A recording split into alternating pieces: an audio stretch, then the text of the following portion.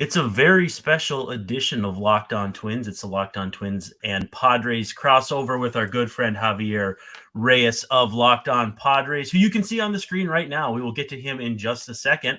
But the Twins took 2 of 3 from the Padres and are now going to welcome the Cubs to Target Field.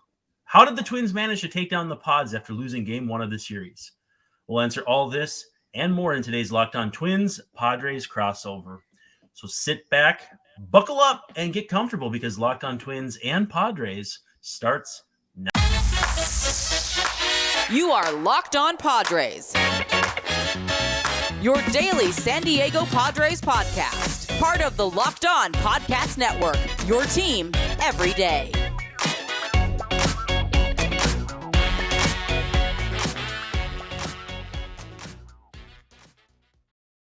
Hey, what do you say? Thanks for making Locked On Twins your first listen every day. We're free and available wherever you get your podcasts, as well as on YouTube. And of course, we're part of the Locked On Podcast Network, which is your team every day.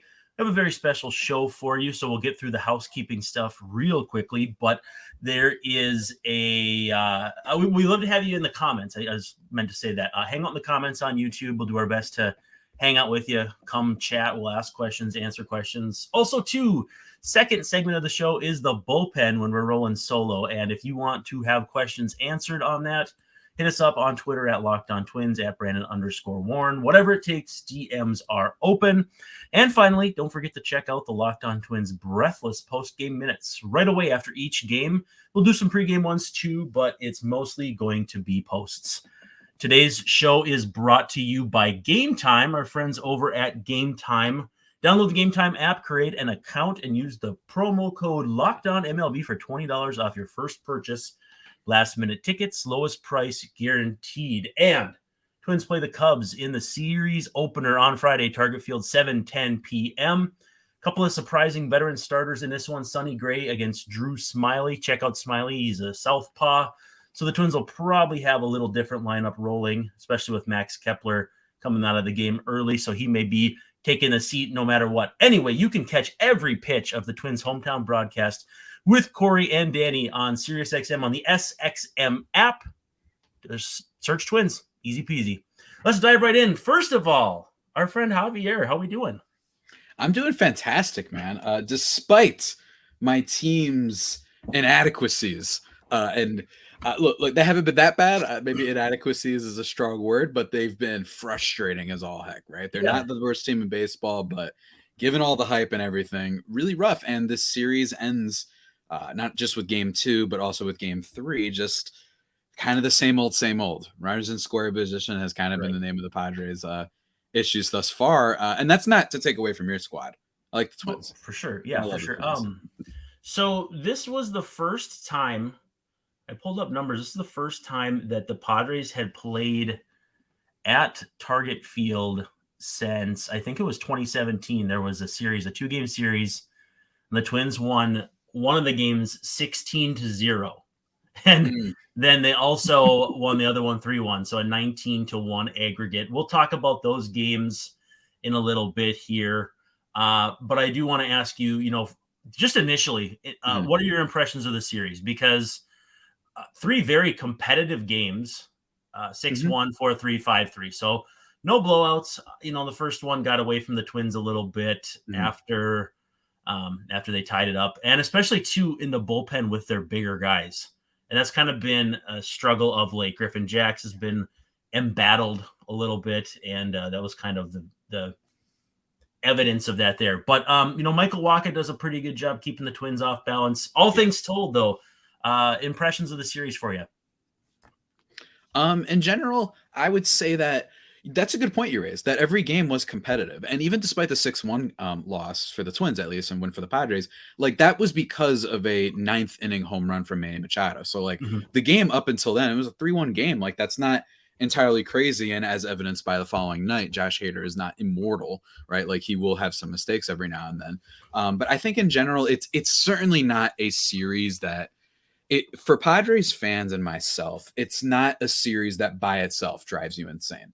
I don't think that they've really had a series this year, except for maybe they had a stretch against the Brewers and Braves where they literally scored like 2 runs in 5 games or something like that, right? Like, aside from that, though, in a vacuum, this wasn't the most frustrating series. It's a very quality team. They've got good defensive players.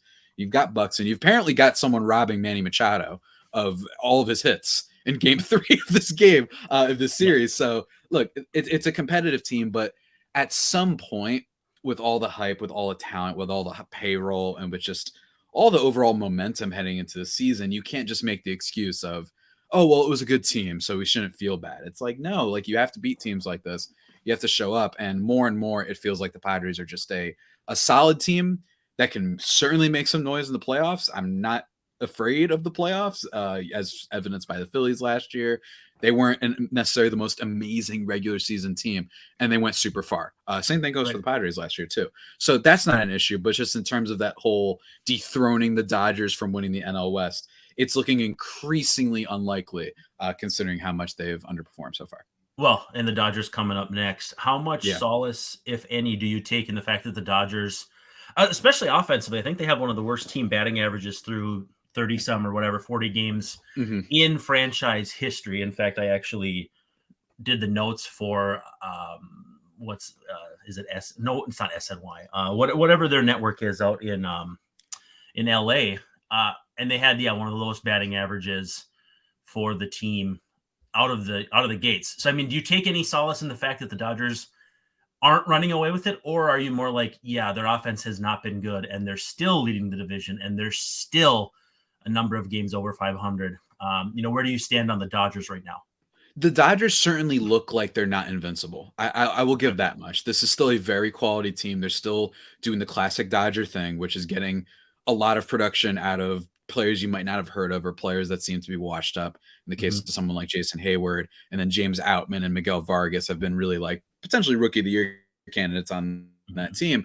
Vargas, I actually predicted on my show previously. Before the season started, I thought he was going to be very good, but Outman is just totally like classic Dodgers nonsense, right? Like, nobody was talking about this guy, and he's been great. And it's funny because you bring up the batting average, like they're like 26 in batting average, and then, well, the Padres are 27th, so I can't even take solace in that. So they haven't been great. The Twins are 30th, so yeah.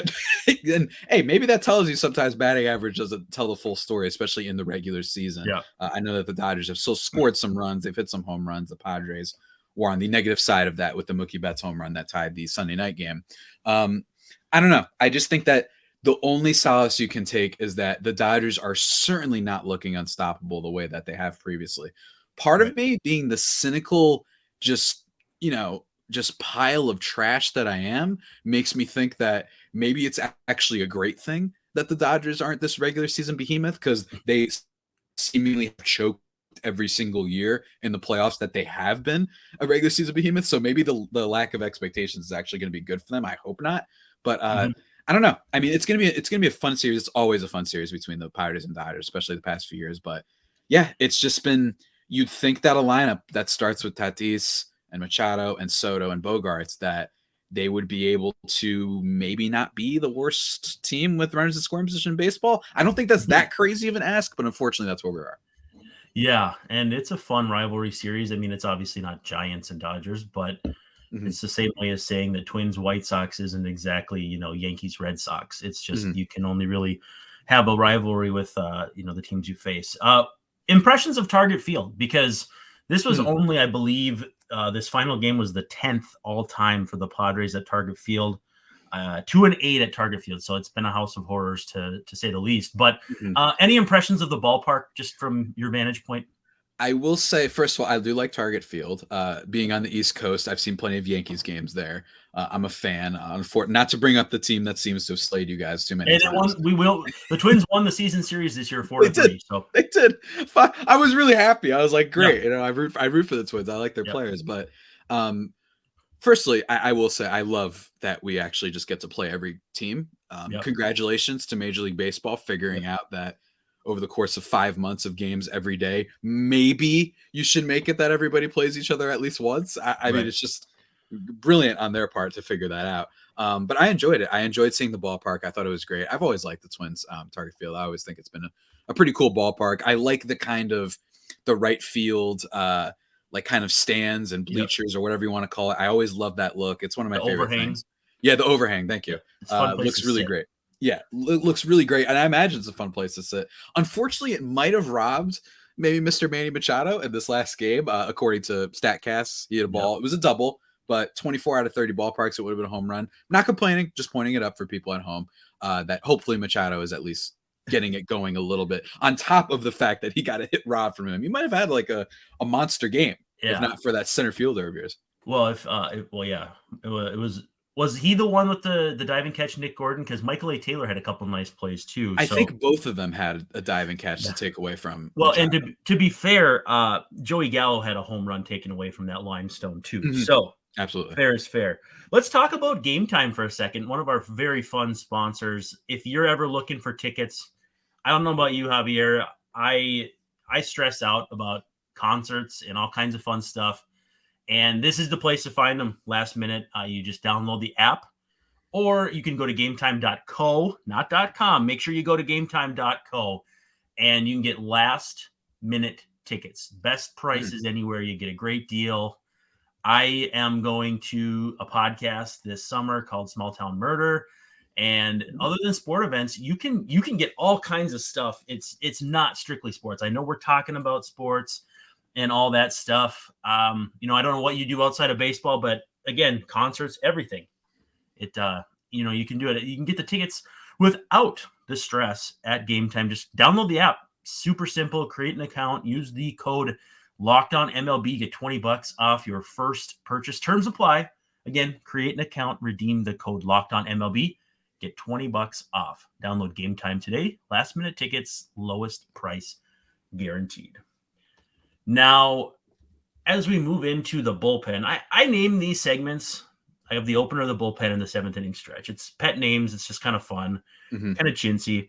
It's something I do, kind of like not turning on my microphone before shows, which I do not recommend. However, before I was about to leave segment one, I wanted to ask a couple things about this lineup. Mm-hmm. And I kind of have my answer, but it still is so surprising to me that Juan Soto does not hit leadoff in this lineup, because plate discipline, he's on base nonstop. Mm-hmm. Someone explained to me that he likes to see more pitches, so that makes sense. But at the end of the day, I mean, my goodness, if anybody in this game today was born to hit leadoff, Juan Soto's at the top of my list. Absolutely. And I think that there's a couple reasons for this. First of all, it is also that in a vacuum, I think that would make sense. I think that with his play discipline, with the fact that, he can still hit for power, certainly, but just having that guy to start off a game where you're like, oh my God, I can't, he's just going to walk every time. That is certainly a thing. And I think that that's worth considering. But there's two things. I think number one is that Fernando Tatis Jr. for most of his career has been that leadoff guy. And I think that there's a bunch of reasons for that. I think it's because he sees more fastballs. It's sort of a game flow thing. You just see overall pitchers tend to throw fastballs more to the leadoff guy, because you don't want to put a guy like Tatis on base, especially with his speed. And he crushes fastballs because he's, El Nino, and he's great. Right. So I think that's part of it. I think that Juan Soto has said before that he does kind of like the 3 spot. They haven't always used him there, but that's part of it as well. And I think that with Tatis, I also think it's one of those things where you can't really go wrong in a lot of ways. And I think that Bob Melvin has been experimenting. I know that a few weeks ago they put Manny Machado at 5th in the lineup because he'd been struggling so much. And it was only the second or third time that has ever happened in his career, which gives you a little bit of an encapsulation into how poor of a season he's had so far. But they're experimenting. I still think maybe that's a thing. Maybe we're trying to see still, what is the final Padres lineup going to look like? Is it going to be Bogarts leading off? I don't know. Is it going to be Tatis being 3rd because it's Soto 4? I think that there's still some experimenting going on. And I think that you saw after Thursday's game, that you saw that Bob Melvin was, he was pretty hot after the game. He gets ejected in this one too. In one of those ejections where I just went to the bathroom and then I just heard and Bob Melvin's been ejected. I'm like, wait, what just happened? It was one of those. So that was really entertaining. But I think that it's a game flow thing with the fastballs. I think it's his speed on the base paths. And just overall, he's used to hitting leadoff. And he generally does pretty good there for the most part of his career. His WRC plus numbers are good. Not that he's awful in 3, but I think that's kind of the main reason for that. But again, I could be wrong. They might bat Soto leadoff just to shake things up in the next series. Yeah. Now, before we get into more lineup talk, also too, thank you for making Locked On Twins and Locked On Padres your first listen every day. If you're an everydayer, make sure check out the show coming up here. We'll have full coverage of the upcoming Cubs series, and I suspect, Javier, you'll do the same with the Dodgers. So you'll have some coverage of that. So if you're an everydayer, please make sure to hang out. The Twins, though, play the Cubs Friday. It's Drew Smyly against Sonny Gray, 7:10 p.m. It's going to be a fun one. Sonny Gray has been absolutely fantastic. Padres missed out on him. And I'm going to ask you, too, about the pitchers the Twins missed out on because not seeing Joe Musgrove and Blake Snell, I wonder what that means like for how this series went out. But if you want to catch every pitch of the Twins' hometown broadcast, you can hang out with Corey and Danny every game with SiriusXM on the SXM app. Just search for Twins. Or if you want the Padres with our friend Javier here, you can just search Padres. And actually, we've got ads playing on these channels right now. I don't know. Have you heard yours yet? I don't think I've heard mine yet, but I remember recording it, and I did it on like my second or third try, which I was pleased with myself about. Yeah, so I heard mine for the first time on, I'm counting days in my head, Tuesday. I was driving to Culver's, which is a Midwest thing. So yes, I've heard of it, yeah. Okay, so I was driving there to get ice cream for my wife and me, and I heard it, and I was like, hey, that's kind of cool. So if you are on SiriusXM listening to these games, you're going to hear us, kind of pumping up these shows. So hopefully we're delivering here. But one thing I wanted to ask you about, what's up with the gap in the batting order, though? Because it feels like there's the top 5 and the bottom 4, and there's a very big rift there. And maybe I'm more down on Matt Carpenter than I should be. Like, he had a really nice year last year, but I also he's not in the class of the top 5, and I'm including Cronenworth in that class because I think Cronenworth is a phenomenal ball player. But then you get down into the Rougned Odors, the Austin Nolas of the world. How do you feel about the balance of this batting order right now? I think that in theory, the bottom of the lineup shouldn't matter on this team. I think that's in theory, assuming Machado and Soto and Tatis and Xander are not broken, right? And Xander, for the most part, has been pretty great this year. He's just had a really slow going of things the past couple of weeks because he was so on fire to start. But I think that Carpenter, I feel him on that one. He's been a little bit streaky at times. He can still draw some walks. I have some fears that he can't always catch up on those kind of cutters inside. He has some weird strikeouts where his bat isn't super fast, which is, he's old, so I'm not going to be surprised by that. But him and Nelson Cruz as like the DHs of the team have kind of gone back and forth in production. When Cruz is hot, Carpenter isn't, and when Carpenter is hot, Cruz isn't necessarily. But in fairness, Nelson Cruz, actually among all players on the Padres with runners in scoring position, actually has the best batting average of any Padres player, which is nice. Really wild. No, it's not Machado. It's not Carpenter. It's not any of the guys you would think. So that, again, just shows you where the team is at. But there are questions, certainly. Yeah. Ha-Seong Kim, he's got some issues at the plate. I was hopeful that he might be able to make a little bit of an extra step because he did last year. He was about an average major league at bat. But even with him, though, if there's going to be someone who's a negative in your lineup, but the plus is that he's an electric defender, then I'll take that, especially, again, on this team that has allegedly the 4 horsemen of the apocalypse at the top of its lineup. And I think that there's certainly reasons to be concerned with guys like Carpenter and Cruz. How are they going to hold up? Can you really hope that those guys can be your DHs for the rest of the year? I don't know, but I know that Preller's certainly thinking about it. AJ Preller, the madman, he's going to try and make a move. I guarantee you. He hasn't made a move in too long. I saw him walking past me when I went to see the Padres play the Mets at Citi Field. At least I'm 99.9% sure it was him, and it freaked me out so much because he was doing the walk and then talking on the phone thing, walking really quickly. I was like, oh, that has to be him. Probably talking to Jerry DePoto because they can't. Neither of them can go without making a trade for about 5 minutes. Yeah. So one of my favorite things to do is called #remembering some guys, and I have the box scores from the last time the Padres visited the Twins. Oh, man. And so the 16-0 game, probably one I'll have a little more fun with, was Kyle Gibson was the winning pitcher. So longtime Twins mainstay. And it says Alex Wood.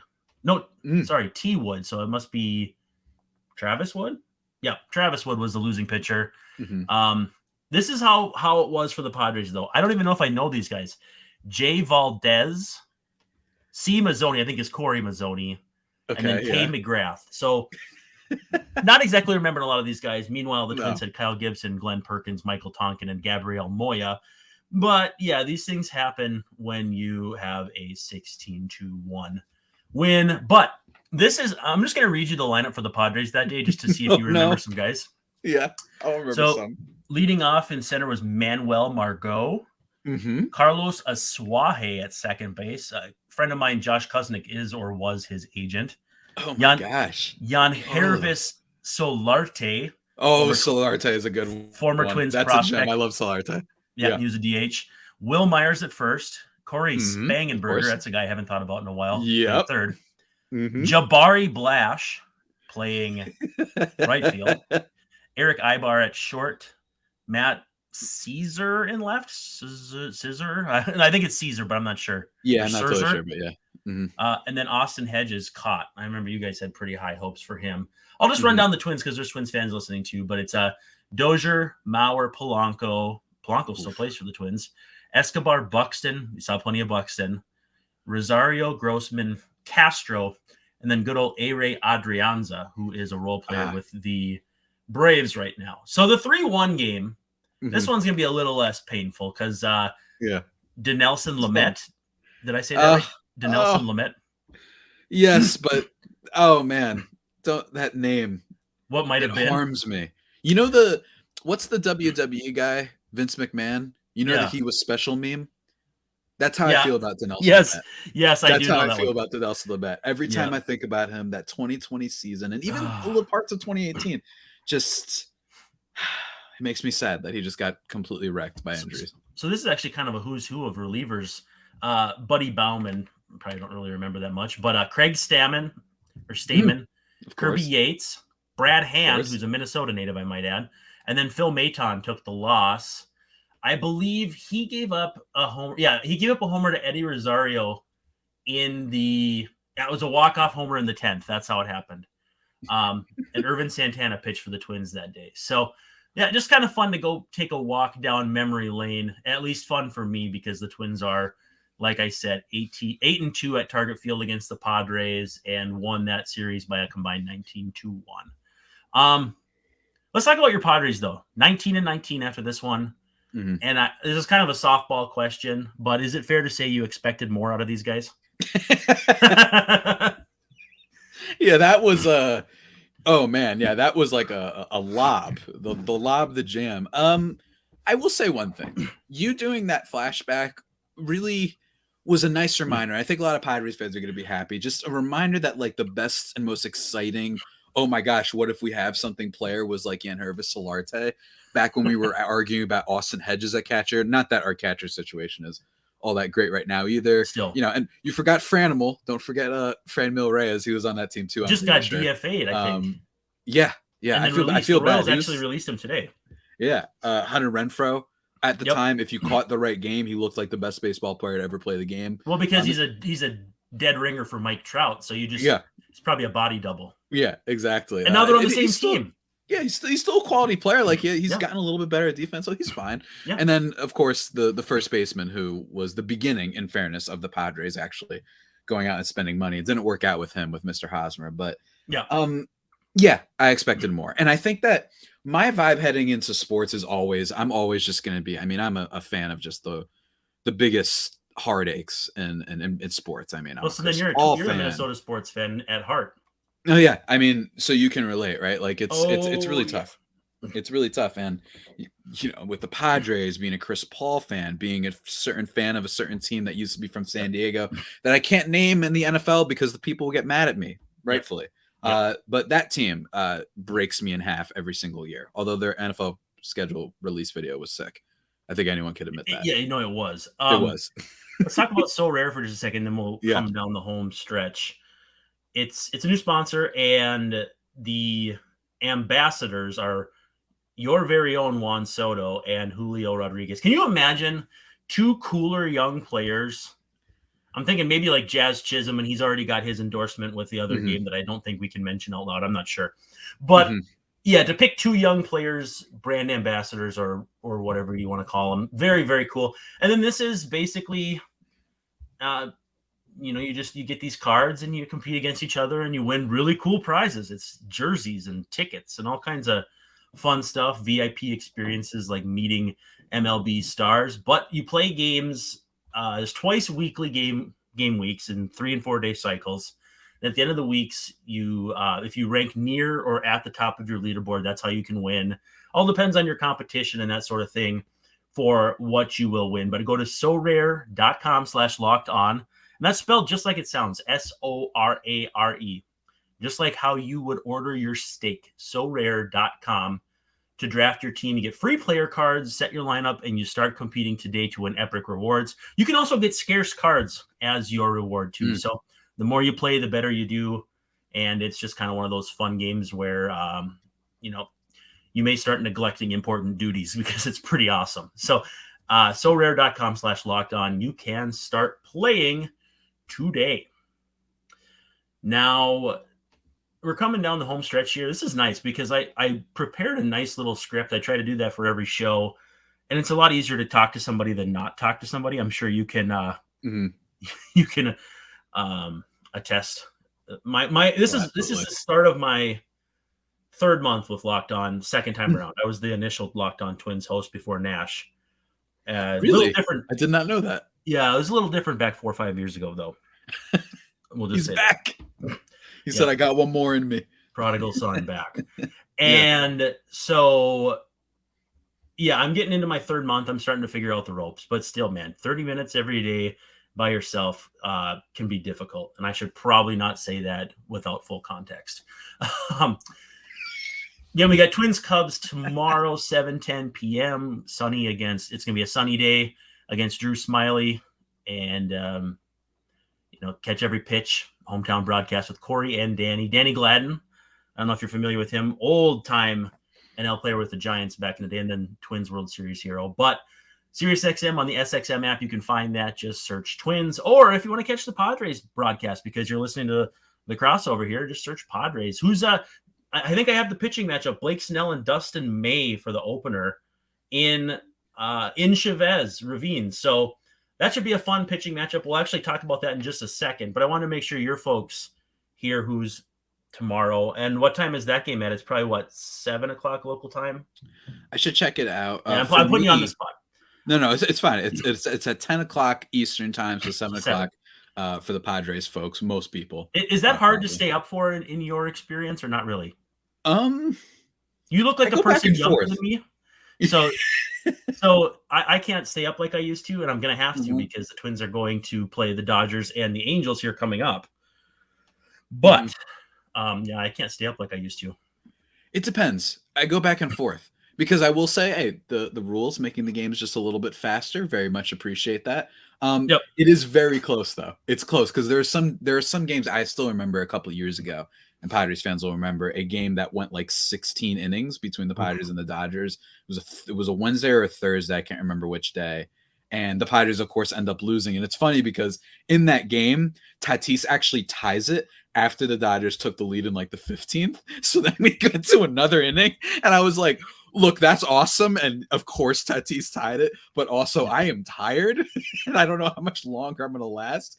And when you come out on the bad side of those things, it's just It's not a good feeling. If you're staying up that late, you deserve a victory. So, one thing I thought too, Fernando Tatis looks pretty smooth in right field. I was impressed with how he handled things out there. Again, small sample size, and I didn't look at data to really back that up in the sense that he hasn't been out there enough for them to say, oh, his UZR and all that stuff is stable, but I feel like he looked pretty smooth out there, which is a testament to just what kind of athlete he is. Yeah.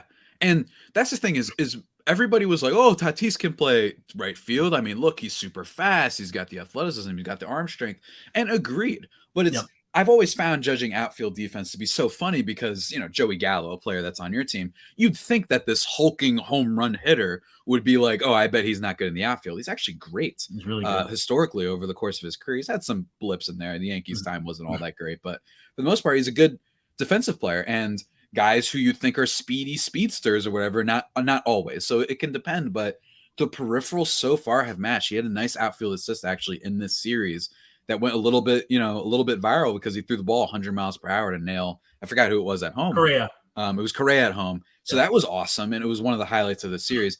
Tatis's move to the outfield has been so far looking like, okay, on top of them doing it back in 2021, mostly to keep him healthy, the fact that he's also looking pretty proficient there is a huge plus for this Padres team. And I can't emphasize that enough, because if he was bad out there, and then you also have some questions with Juan Soto in the outfield, you have two huge plus bats, but then to have two minus defenders, that could create some issues. But that's been one thing that's so far, and I'm still concerned. I'm not buying fully the defense, but so far Padres defense almost at every position, despite how many different, even Soto to left field, Tatis to the outfield, Jake Cronenworth to first base, Ha-Seong Kim to second base.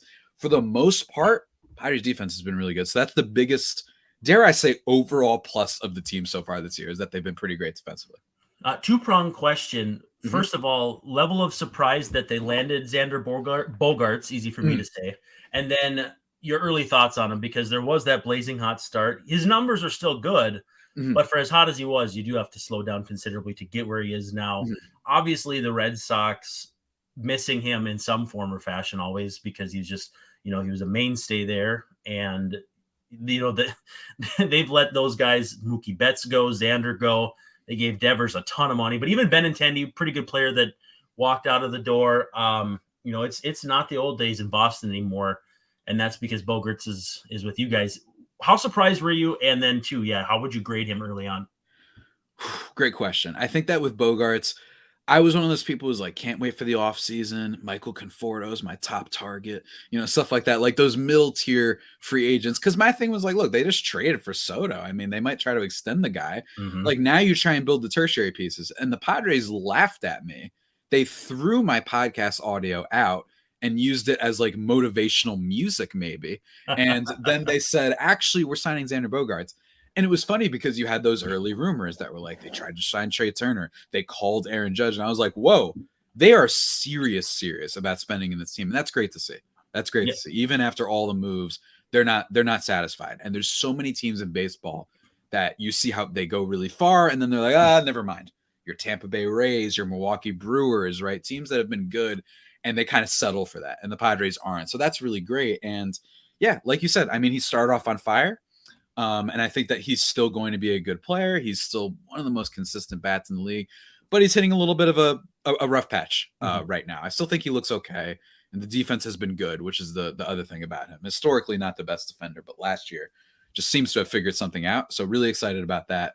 But hey, his BABIP was super high. It was at like 360 at one point. That usually means you're going to go down in your batting average. But even still, if the overall slash line, which is about like a 270 average, 360 on base, if that stays there, maybe hits 20 home runs or such, plays good defense, that's an all-star player right there. So I'd be totally fine with that. I wasn't expecting Bogarts to be an MVP quality player, but like that second tier right behind the MVP players potentially. So I've been thrilled with him so far. And when the team was struggling, he was there. So I know he stinks right now, but out of the gate, he showed up for a team that had so much expectations. So I still got to give him a lot of credit for that. Yeah, a few more things and then I'll let you go. Padres fewest errors, highest fielding percentage. And a lot of times, statistically, errors don't tell us that much because guys don't get to balls and that sort of thing. But does it pass the sniff test that this team is really good defensively to this point? See, people are going to get mad at me, but not yet. I want to wait a little bit longer. Sure. I think that the Tatis thing is really, I think he's shown me a decent amount that he's not going to be terrible out there. That much I'll say. He's not going to be 1 percentile outs above average, which was not something that I thought would happen, but it was a fear. You never know if he's just going to be not great. I'm not totally buying. I know the outs above average for Juan Soto is good, but he bobbled the ball in the last game of this, and I've seen so many little weird errors. So not fully buying him yet, but I think they can be good. Certainly. I think they've shown a decent amount to prove me wrong there. I still have questions because of how many people change their positions, but overall, I really like what I've seen. And that's been probably the reason that they're 19-19.